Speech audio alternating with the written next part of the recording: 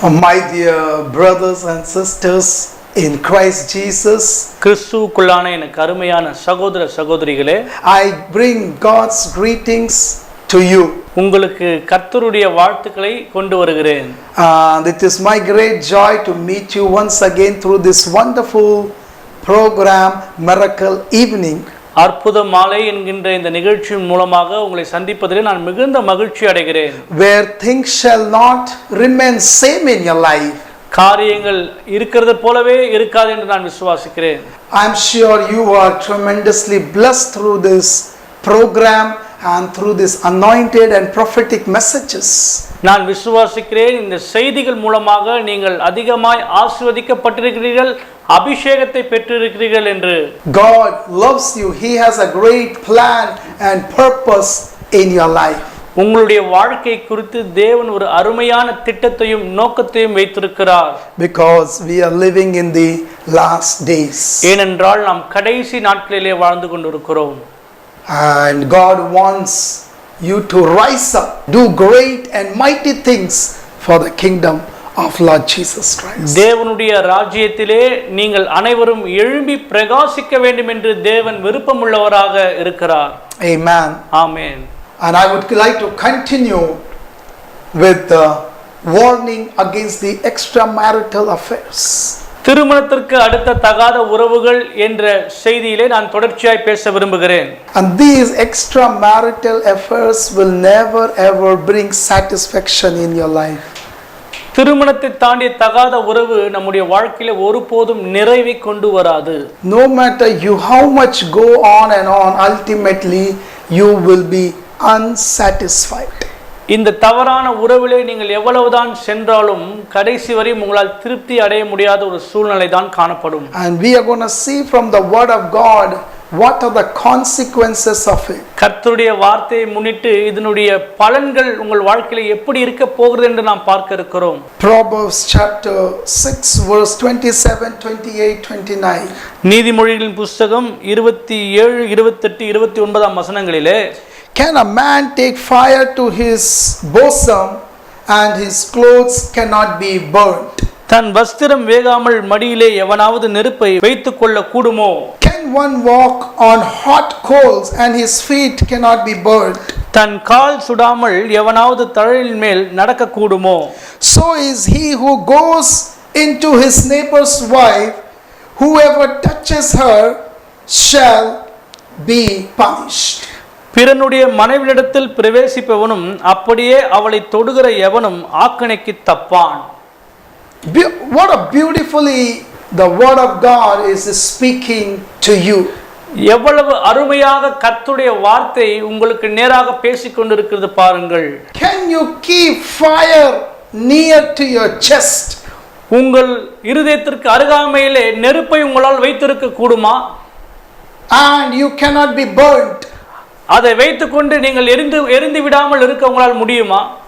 You will be burnt. நீங்கள் நிச்சயமாக எரிக்கப்படுவீர்கள். And same way, can you walk on the coals and your feet cannot be burnt? நெருப்பு தழலிலே நாம் நடந்தும் நம்முடைய கால் வேகாமல் இருக்க முடியுமா? Your feet will be burnt. நிச்சயமாக நம்முடைய கால்கள் வெந்துதான் போகும்.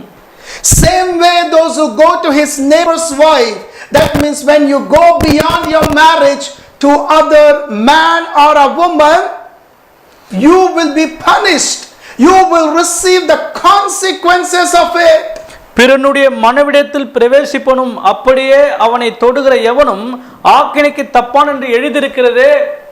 மற்ற கணவனிடத்திலோ மனைவிடத்திலோ போகிறவருக்கு நிச்சயமாக ஒரு தண்டனையை உண்டு என்பதை நாம் அறிந்து கொள்ள வேண்டும். Because the word of God says in Exodus 20 verse 14, ஏனென்றால் கர்த்தருடைய வார்த்தை யாத்திராகமத்தின் புத்தகம் 20:14 இப்படியாய் சொல்கிறது, you shall not commit adultery. விபச்சாரம் செய்யாதிருப்பாயாக என்று. I shall not commit adultery. நான் விபச்சாரம் செய்யக்கூடாது என்று. We shall not commit adultery. நாம் விபச்சாரம் செய்யக்கூடாது என்று.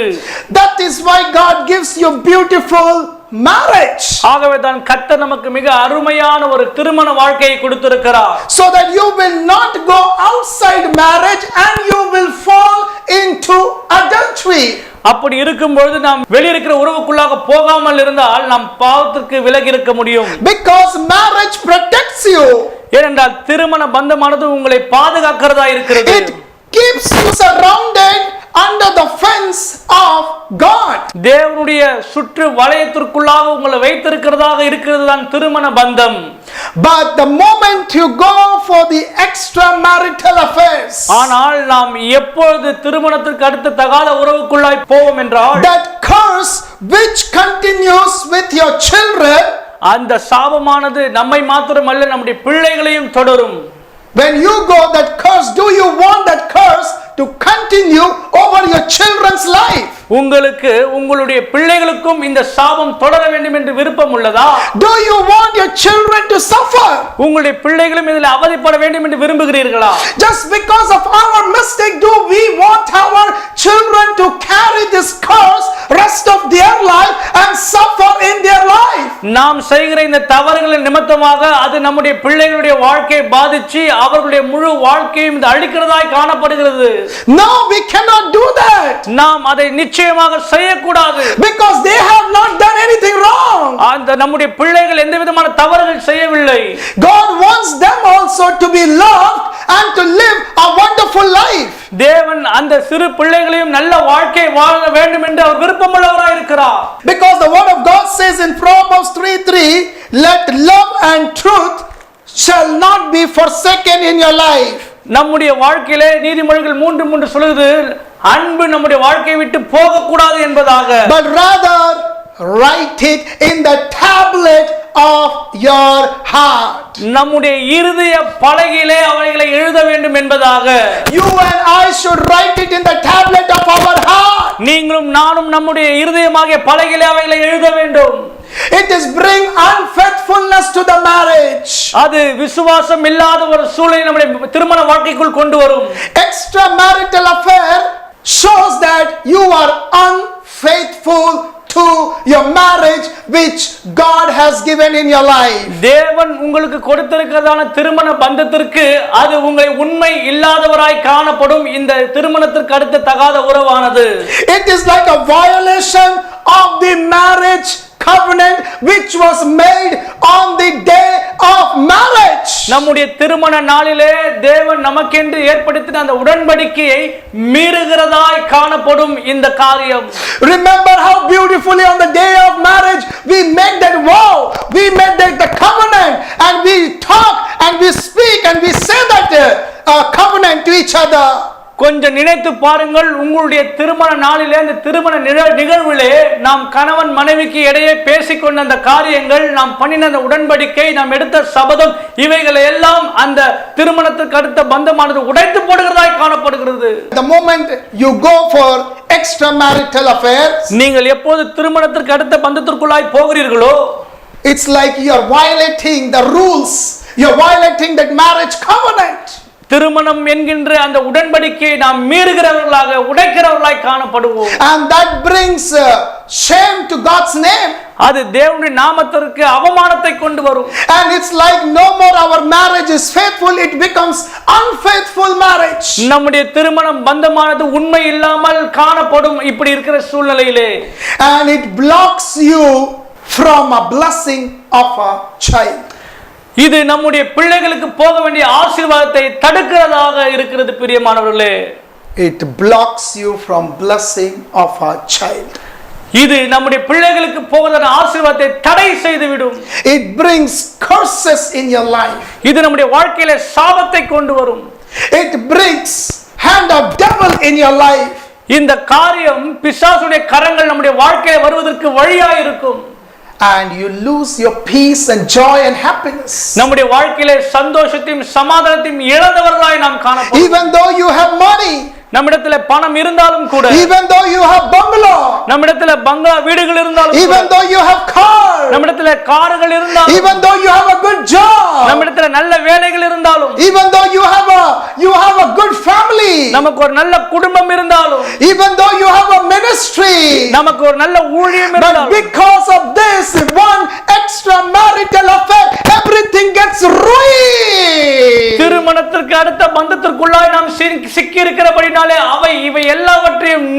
நாசமாக்கி நாசப்படுத்தும் பிரியமானவர்களே. Everything gets messed up. எல்லா காரியமும் குழப்பமடைய ஆரம்பிக்கிறது. And only you cry, you cry, you cry. நாம் வெறும் அழுது கொண்டே தான் இருக்க வேண்டியதாக And இருக்கும். you don't enjoy your life at all. நம்முடைய வாழ்க்கையை நம்மால் அனுபவிக்க முடியாமல் போய்விடும். You don't enjoy your life at all. உங்களுடைய வாழ்க்கையை நீங்கள் அனுபவிக்க முடியாமலே போய்விடும். You don't enjoy God's real love in your life. தேவனுடைய உண்மையான அந்த அன்பை நம்மால் அனுபவிக்க முடியாமல் போய்விடும். Because your heart becomes hardened and your spiritual eyes are closed and the darkness surrounds you. நம்முடைய இருதயமானது கல்லை போல மாறி நம்முடைய சிந்தையெல்லாம் அடைக்கப்பட்டு எல்லாம் இருளாய் காணப்படும். Because the word of God says in Romans 6:23, ரோமருக்கு எழுதின நிருபம் 6:23 இப்படியாய் சொல்லுகிறது, the wages of sin is death. பாவத்தின் சம்பளம் மரணமாயிருக்கிறது. This extramarital affair is like a spider web. திருமணத்திற்கு அடுத்த தகாத உறவு என்பது ஒரு சிலந்தி வலையை போன்றது. It's like a spider web or net. அது ஒரு சிலந்தி வலையை போல காணப்படுகிறது. Once you get inside of it, அதிலே நாம் போய் மாட்டிக்கொண்டோம் என்றால் that's all. நம்முடைய கதை முடிந்தது. You cannot come out of it. அதிலிருந்து மீண்டுமாக வருவது மிக கடினம். And why this thing comes when you don't have fear of God in your life. இந்த காரியங்கள் ஏன் நம்முடைய வாழ்க்கையில வந்தது என்றால் நாம் தேவனுக்கு என்று பயப்படுகிற அந்த பயத்திலிருந்து விலகி இருக்கிறோம். When your spiritual connection gets disconnected from God. தேவனிடத்தில் இருந்த அந்த ஆவிக்குரிய இணைப்பிலிருந்து வெளியே வந்தவர்களாய் காணப்படும். When husband and wife are not praying together.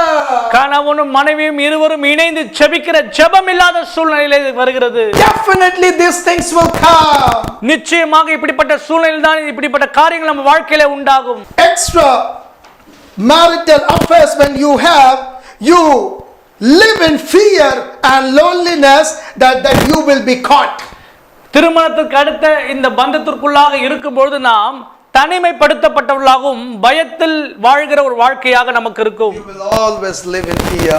நம்முடைய வாழ்க்கை முழுவதும் பயத்திலே நாம் கழிப்போம். You will always live in loneliness. நாம் எப்போதுமே தனிமையை உணர்ந்து கொண்டிருப்போம். And devil will bring more and more and more that loneliness in your life. பிசாசானவன் நம்முடைய வாழ்க்கையில இன்னும் அதிகமாக தனிமையை கொண்டு வருவான். And even there are times, I tell you, even you can lose your life because loneliness and depression. Finally you feel like to die. You feel like to end up your life because the wages of sin is death.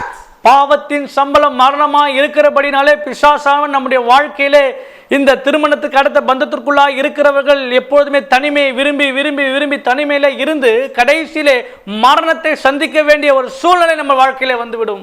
Your spiritual life becomes pitch dry. நம்முடைய ஆவிக்குரிய வாழ்க்கையானது மிகுந்த வறட்சியாய் காணப்படும். You lose concentration. நம்முடைய உற்று நோக்குகிற காரியத்தை நாம் இழந்து விடுவோம். You cannot be productive. நம்முடைய வாழ்க்கையில காரியங்களை திறன்பட செய்கிறவர்களா இருக்க மாட்டோம். Because it will be haunting you, it will be bothering you, it will be disturbing you. அந்த சிந்தையானது நம்மை மீண்டும் தொல்லைப்படுத்துகிறதா துன்புறுத்துகிறதா நமக்குள்ளாய் காணப்படும். You cannot freely talk. நம்முடைய வாழ்க்கையிலே நாம் லகுவாக சந்தோஷமாக பேச முடியாமல் போய்விடும். You cannot freely talk. நாம் சந்தோஷமாய் பேச முடியாமல் போய்விடும். Always somebody is gonna catch me, something gonna happen, something gonna come out, somebody will cut. This is the work of the devil of this extramarital affairs. திருமணத்திற்கு அடுத்த அந்த பந்தத்திற்குள்ளாய் இருக்கிற ஒரு மனிதர் யாராவது என்னை பார்த்து விடுவார்களா, யாராவது என்னை பிடித்து விடுவார்களா என்று சொல்லி எப்போதுமே பயத்தோடு கூட ஒரு வாழ்க்கையை அவர்கள் தொடர்ச்சியாய் வாழ்ந்து கொண்டே இருப்பார்கள். Very simple. Anything, when we do wrong, we always get fear. But when we don't do wrong, we will be strong. We will be ready to face because I am not wrong. நம்முடைய வாழ்க்கையில நாம் எப்பொழுதெல்லாம் தவறு செய்திருக்கிறோமோ நிச்சயமாய் நமக்குள்ளாக ஒரு பயம் வரதான் செய்கிறது. ஆனால் நாம் தவறு செய்யாமல் உண்மையாய் வாழும் பொழுது எல்லா சூழ்நிலைகளையும் நாம் வெற்றியோடு கூட நோக்கி கொண்டிருப்போம். And even extramarital affairs, you use even dual SIM card, dual social media accounts, so many. You start having dual two. எவர் ஒருவர் திருமணத்துக்கு அடுத்த தகாத உறவுக்குள்ளாய் இருப்பார்களோ அவருடைய வாழ்க்கையில எப்பொழுதுமே 2 தொலைபேசியும் 2 சிம் கார்டுகள் 2 Facebook அக்கவுண்ட் என்று சொல்லி எல்லாவற்றிலும் 2 வைத்திருப்பார்கள். You have 2 Facebook accounts. 2 Facebook அக்கவுண்டை வைத்திருப்பார்கள். You have 2 WhatsApp accounts. 2 WhatsApp அக்கவுண்டை வைத்திருப்பார்கள். You have 2 Instagram accounts. இன்ஸ்டாகிராம்லயே 2 வகையான You வைத்திருப்பார்கள். have 2 Twitter accounts. 2 ட்விட்டர் அக்கவுண்டை வைத்திருப்பார்கள். And even bank balance, even the accounts, transactions, everything becomes 2, 3. You start. ஒன்றுக்கு மேற்பட்ட 1, 2, 3 என்று சொல்லி அக்கவுண்டை வைத்திருப்பார்கள். இதெல்லாம் எதற்கு என்றால் அவர்கள் தன்னை மறைத்துக் கொள்ளும்படியாக மற்ற தன் மனைவிடத்திலிருந்து கணவனிடத்திலிருந்து இந்த காரியங்களை மறைக்க வேண்டும் என்று சொல்லி இப்படிப்பட்ட காரியங்களை செய்வார்கள். Do you know that? உங்களுக்கு தெரியுமா? You'll drain out your energy. உங்களுடைய எல்லா சக்தியும் நீங்கள் இழந்து போவீர்கள். You lose your concentration. உங்களுடைய உற்று நோக்கை நீங்கள் இழந்து விடுவீர்கள். And even slowly, if the God has given you best job, even you lose job, you lose everything. You become like a mentor. உங்களுக்கு கர்த்தர் ஒருவேளை ஒரு நல்ல வேலையை கொடுத்து பாருங்கள் என்றால் அந்த வேலையும் கூட நீங்கள் இழந்து எல்லாவற்றையும் இழந்து நடுத்தெருவுக்கு வரக்கூடிய சூழ்நிலை And நேரிடும். sometime in ministry, if we have, God gives that anointing, He gives that grace. And when you rebel, when you keep going, warning comes. First warning, second warning, third warning. ஒருவேளை உங்களுக்கு கர்த்தர் ஒரு நல்ல கிருபையும் நல்ல ஊழியத்தையும் நல்ல சபையும் நல்ல காரியத்தையும் கொடுத்திருப்பார் என்றால் நீங்கள் மீண்டுமாக இந்த தவறை செய்யும்போது கர்த்தர் உங்களுக்கு எச்சரிப்பை கொடுப்பார்.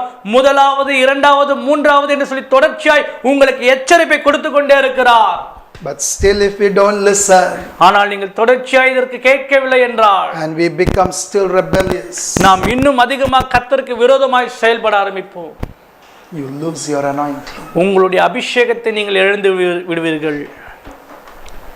You lose your calling. உங்களுடைய அழைப்பை இழந்து விடுவீர்கள். You lose your ministry. உங்களுடைய ஊழியத்தை இழக்க நேரிடும். I know many people of God. எனக்கு தெரிந்து அநேக தேவனுடைய மனுஷர்கள், I know many wonderful brothers, sisters, many servants of God. எனக்கு தெரிந்த அருமையான சகோதரிகள் கர்த்தருடைய ஊழியர்கள், Wonderful people. எல்லா அருமையானவர்கள், They love God so much. அவர்கள் தேவனை மிகவும் நேசிக்கிறவர்கள். Today, their stories are totally different. ஆனால் இன்றைக்கு அவருடைய கதைகள் மிகவும் வித்தியாசமாய் காணப்படுகிறது. They are no more in ministry. They are no more with their own family members. They lost their job. Everything gone. They're like normal, like a mentor. இன்றைக்கு அவர்கள் தேவனோடும் இல்லை, தங்களுடைய குடும்பத்தை இழந்து, வேலை இழந்து, சந்தோஷ சமாதானத்தை இழந்து, மனநல பாதிக்கப்பட்டவர்களை போல் இன்றைக்கு காணப்படுகிறார்கள். It brings a lot of health issues, sicknesses. அவர்களுடைய வாழ்க்கையிலே அநேக வியாதிகளும் அநேக சரீர குளறுபடிகளும் காணப்படுகிறது. This is the voice of God coming into your life. இது தேவனுடைய சத்தம் உங்கள் வாழ்க்கைக்கு நேராக வருகிறது. Allow this voice to come into your life. இந்த சத்தம் உங்கள் வாழ்க்கையிலே வருவதற்கு நீங்கள் இடம் கொடுங்கள். So that there will be a great change, there will be a great breakthrough, there will be a great miracle, and you will repent and you will come back to God. இந்த வார்த்தை உங்கள் வாழ்க்கையிலே கிரியை செய்ய இடம் கொடுக்கும்போது உங்கள் வாழ்க்கையில நிச்சயமாக ஒரு மாபெரும் வித்தியாசம், மாறுதல், ஒரு காரியத்தை கர்த்தர் செய்து நீங்கள் உங்களை மனம் திரும்புவதற்கு என்று ஒப்புக்கொடுங்கள். Because sexual sin, one of the worst, dangerous, it takes away everything from our life. பாலியலுக்குரிய இந்த இச்சையின் பாவமானது நம்முடைய வாழ்க்கையிலே எல்லாவற்றையும் எடுத்து போடுகிறதாக, நம்மை அழிக்கக்கூடியதாக இருக்கிறது. பிரியமானவர்களே, that is why when we are under the covering of the Holy Spirit, நாம் கர்த்தருடைய பரிசுத்த ஆவியானுடைய பாதுகாப்புக்குள்ளாக இருக்கும் பொழுது first thing He will give us self control.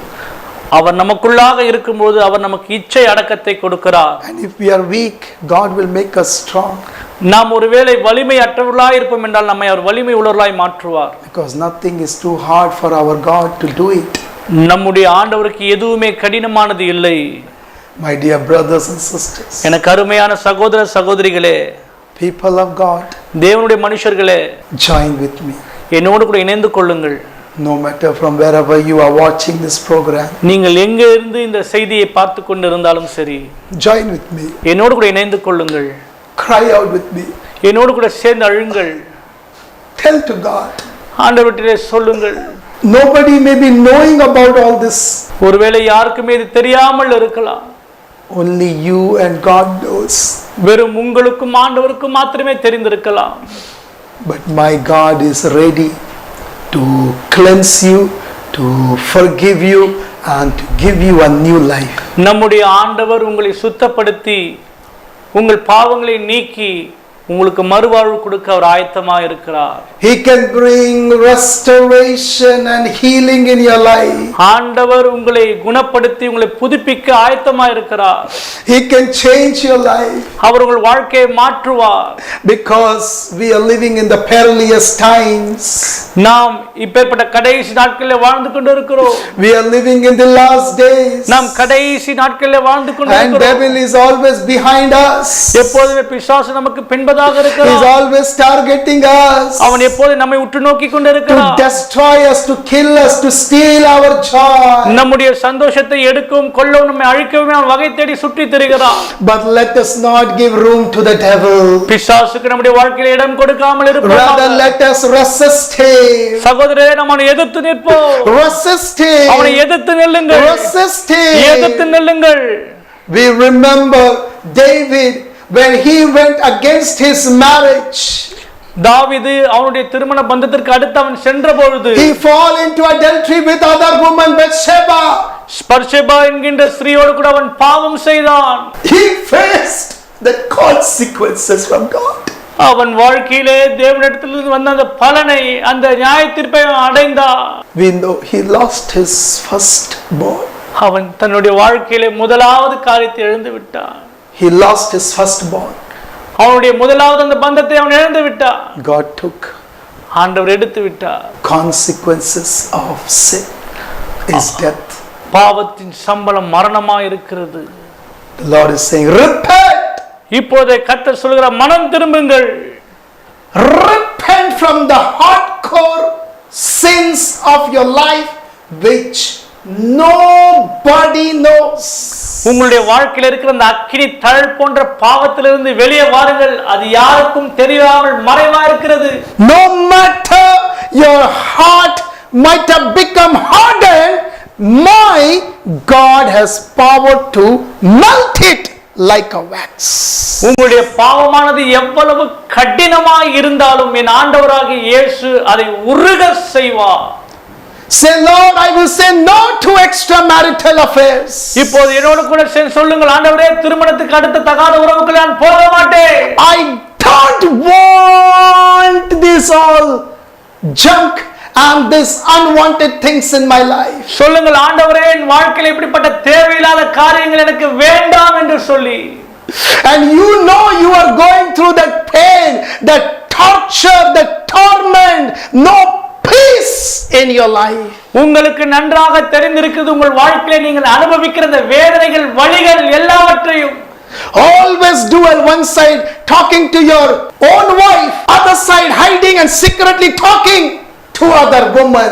That is not correct in sight of God. உங்களுடைய வாழ்க்கையில ஒரு புறம் உங்கள் மனைவியோடு கூட ஒரு மொபைல்ல பேசிக் கொண்டிருக்கிறீர்கள், இன்னொரு மொபைல்ல தகாத உறவில் இருக்கிற அந்த பெண்ணோடு கூட நீங்கள் பேசிக் கொண்டிருக்கிறது. Wife, you are talking to your husband and again secretly, hidingly, when husband is not there, you are talking to other man with that fear. Ayo, if my husband comes, my husband will come. Okay, that means that is the work of devil. மனைவிகளே, கர்த்தர் உங்களுக்கு சொல்லுகிறார், உங்கள் கணவனிடத்திலே ஒரு mobile போன்ல பேசுகிறீர்கள், அவர் சென்று விட்ட பின்பு இன்னொரு மொபைல் போனை எடுத்து மற்ற மனிதர்களோடு கூட பேசிக் கொண்டு இருக்கிறீர்கள். பயத்தோடும் நடுக்கத்தோடும், என்று என்னுடைய கணவன் என்னை கண்டுபிடித்து விடுவாரோ என்று சொல்லி பயத்தோடும் நடுக்கத்தோடும் அப்படிப்பட்ட காரியங்களை செய்கிறீர்கள். இது பிசாசுடைய தந்திரமாக இருக்கிறது. It brings anger. Even sometime it will make you to kill each other. இது மிகவும் பயங்கரமான ஒரு காரியமா இருக்கிறது. இது உங்களை கொலைக்கு நேராக கொண்டு போய்விடும். We hear extramarital affairs, and some husband, when he comes to know about wife, he kills her. திருமணத்துக்கு அடுத்த பந்தத்தில் இருக்கிற மனைவி குறித்து கேள்விப்பட்ட கணவனானவர் மனைவியை கொன்று போட்ட காரியங்களையும் நாம் கேட்டிருக்கிறோம். Because he could not bear that pain. How come my faithful wife could go behind other person? ஏனென்றால் கணவனானவர் அந்த வலியை தாங்க முடியாமல் எப்படி என்னுடைய அன்பான உண்மையான மனைவி இப்பேற்பட்ட தவறான பந்தத்திற்கு போனாள் என்று சொல்லி அவரை கொலை செய்கிறதை பார்க்கிறோம். He may be thinking 10 years she is with me. அவர்கள் நினைக்கிறார் அவர் 10 ஆண்டுகள் என்னோடு கூட இருந்தாரே. How come she can do this act of unfaithfulness against God and against me? அவர்கள் நினைக்கிறார்கள் எப்படி என்னுடைய மனைவி 10 வருடம் என்னோடு கூட வாழ்ந்து விட்டு தேவனுக்கு விரோதமாகவும் எனக்கு விரோதமாகவும் உண்மை இல்லாமல் போனாள் என்று சொல்லி. And same applies to wife. இதேதான் மனைவிகளுக்கும் நிகழும். When she comes to know about husband that he is having a relationship with other woman, it breaks her heart. She cannot tolerate. She cries. மனைவியும் தன் கணவன் மற்ற பெண்களோடு கூட உறவுகளை இருக்கிறதை குறித்து அறிந்து கொள்ளும் பொழுது தன்னால் இயல முடியாத வலியும் வேதனையும் அவளுக்குள்ளாய் உண்டாகிறது. Sometimes even she want to end up her life, or sometimes she want to kill her own husband, or to that other woman, even to herself. We hear tragedies. We hear such a dangerous stories. ஒருவேளை அவள் தன் உயிரை மாய்த்துக் கொள்ளவும் அல்லது தன் கணவனை கொலை செய்யவும் நேரிடும். இப்படியே கணவன் மனைவிக்குள்ளாக கொலை காரியங்கள் நேரிடுகிறதை நாம் பார்க்கிறோம். We cannot play with sin. நம்முடைய வாழ்க்கையிலே பாவத்தோடு நாம் விளையாடக்கூடாது. You cannot play with God and you cannot play with sin. தேவனோடு கூட பாவத்தோடு கூட நாம் விளையாட முடியாது. This is the prophetic voice of the Holy Spirit coming straight into your hearts, no matter from wherever you are watching this program. கர்த்தருடைய பரிசுத்த ஆவியினிடத்திலிருந்து தீர்க்கதரிசனமான வார்த்தை உங்களுக்கு நேராக வந்து கொண்டிருக்கிறது. நீங்கள் உலகத்தில் எந்த மூலையில் இருந்தாலும் சரி. Because sin will take the life. ஏனென்றால் பாவம் உங்கள் வாழ்க்கையை எடுத்துவிடும். The wages of sin is death. பாவத்தின் சம்பளம் மரணம். And today we see so much of murder, so much of killing, so much of anger, and they kill the blood just because of the sin. இன்றைக்கு கடைசி நாட்களில் நாம் எங்கேயும் பார்க்கிறோம் மரணம் மரணம் என்று சொல்லி கொலை என்று சொல்லி எங்கே பார்த்தோம் ரத்தம் சிந்துதல் உண்டாயிக் கொண்டிருக்கிறது. They give poison, they hang themselves, they shoot, whatever ways. This is all the act of the sin. பாவத்தின் விளைவாக மனிதர்கள் மற்றவரை சுட்டு கொள்ளுகிறார்கள், தூக்கிலே போடுகிறார்கள், கத்தியில் குத்தி கொலை செய்கிறார்கள். இவைகள் எல்லாம் பாவத்தினால் உண்டாகிற விளைவுகள். Let Holy Spirit come over you. கர்த்தருடைய பரிசுத்த Let the power of God come over you. கர்த்தருடைய வல்லமை உங்கள் மேல் வருவதாக. Let the hand of God come over you. கர்த்தருடைய கரம் உங்கள் மேல் வருவதாக. So that you will encounter God right now. உங்களோடு கூட கர்த்தருடைய இடைப்படுதல் இப்பொழுது உண்டாவதாக. When you're watching through mobile or television, you will see the power of God gripping your heart. You will be liberated. You will receive your deliverance. You will receive healing. The demons will start manifesting in your life. நீங்கள் TV மூலமாக phone மூலமாக பார்த்து கொண்டிருக்கிற இந்த வேளையிலே கர்த்தருடைய வல்லமையானது என் மூலமாக உங்களிடத்திலே வந்து அது உங்களிடத்திலே தாவி உங்களுக்குள்ள இருக்கிற அசுத்தாவின் வல்லமை இப்போது நிர்மூலமாக்குகிறது. Let those sexual demons manifest in Jesus' name. உங்களுக்குள் இருக்கிறதான எந்த விதமான பாலியத்துக்குரிய அந்த இச்சையின் கிரியை பிசாசு இப்போது வெளியரங்கமாவதாக. Burn in Jesus' name. உன்னை நான் சுட்டெரிக்கிறேன் இயேசுவின் நாமத்தினால். Burn. உன்னை எரிக்கிறேன். All the moral decline, all the sexual immorality, all the lustful things which makes you to do, burn in Jesus' name. எல்லாம் பாவத்திற்குரிய இச்சையான கிரியைகளை உன்னை இயேசு கிறிஸ்துவின் நாமத்தினால் இப்போது சுட்டெரிக்கிறேன். Because he is a holy God and he wants us to be holy. அவர் பரிசுத்தமாய் இருக்கிறது போல நாமும் பரிசுத்தமாய் இருக்க வேண்டும் என்று விரும்புகிறார். He wants us to be clean and sanctified. அவர் நம்மை பரிசுத்தமுள்ளவர்களாகவும் சுத்தமுள்ளவர்களாகவும் இருக்க விரும்புகிறார். Till his coming. அவருடைய வருகையின் வரைக்கும். Thank you, Holy Spirit. நன்றி பரிசுத்த ஆவியானவரே. Give you all the glory and the honor. உமக்கே எல்லா மகிமையும் புகழும் ஒப்புக் கொடுக்கிறோம். In Jesus' most precious name I pray. இயேசு கிறிஸ்துவின் ஈடினேற்ற நாமத்தினால் நாங்கள் ஜெபிக்கிறோம். Amen. ஆமென்.